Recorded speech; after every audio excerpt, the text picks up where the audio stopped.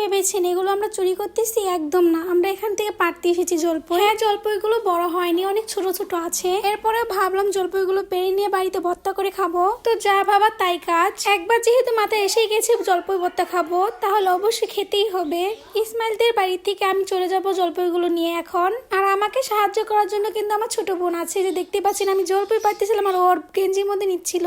আমাদের বাড়িটা কিন্তু একদম খালি হয়ে আছে, সব বাচ্চারা যার যার মতো স্কুলে বা আত্মীয় বাড়ি ঘুরছে। বাড়িতে আমি আর মাজিয়া একা একা খুব বোরিং ফিল করছিলাম, তাই মাজিয়াকে নিয়ে চলে গেলাম জলপাই ভর্তা খাওয়ার জন্য। তো যাই হোক, এরপরে দেখলাম যে আম্মু এখানে রান্না করতেছে। আর আমাদের রান্না মানে মুরগির মাংস, গরুর মাংস এগুলোই হয়। আর এখানে আম্মু মুরগির মাংস রান্না করতেছে। আম্মু এখানে সব মশলাগুলো দিয়ে ভালোভাবে নেড়ে চেড়ে নিচ্ছে। দেন এরপর এখানে মুরগির মাংস দিয়ে দিল।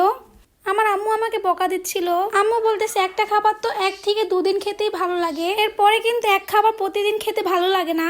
আর তোমার জন্য তো আমার প্রতিদিনই মুরগির মাংস, গরুর মাংস রান্না করতে হয়। আম্মুর এই কথা শুনে আমি উত্তর দিলাম যে আম্মু, সবাই তো আমি না, সবার রুচি কিন্তু এক হয় না। আমি যেটা পারবো সেটা অন্য কেউ পারবে না, বা অন্য কেউ যেটা পারে সেটা হয়তো আমি পারি না।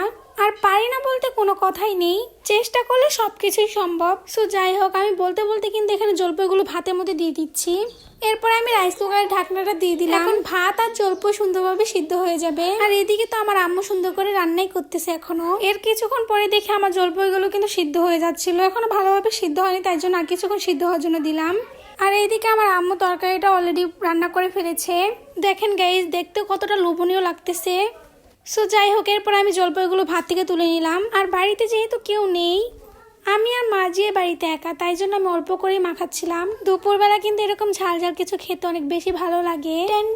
হে এভরিওয়ান, দেখতেই পাচ্ছেন আমি কত সুন্দর করে ভর্তাটা করে নিলাম। যাই হোক, আপনারা সবাই ভালো থাকবেন। আপনাদের আমার ভিডিওটি ভালো লাগলে অবশ্যই একটি কমেন্ট আর আমার পেজে একটি ফলো দিয়ে যাবেন। ভালো থাকবেন সবাই, আল্লাহ হাফেজ।